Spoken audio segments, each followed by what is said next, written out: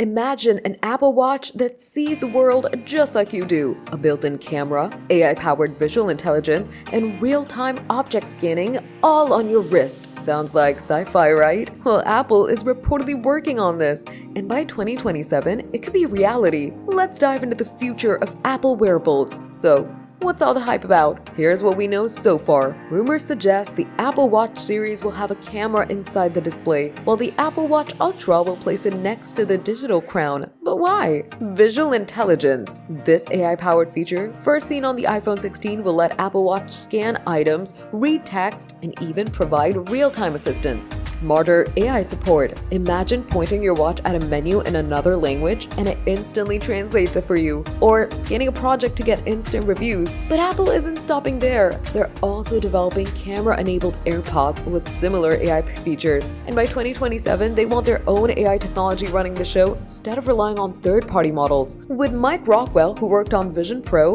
leading the Siri AI refresh, we can expect big things. If these rumors are true, the Apple Watch could go from being a health tracker to an all-in-one AI companion on your wrist. What do you think about an Apple Watch with AI-powered visual intelligence and a camera? Game changer? Or just another gimmick? Drop your thoughts in the comments.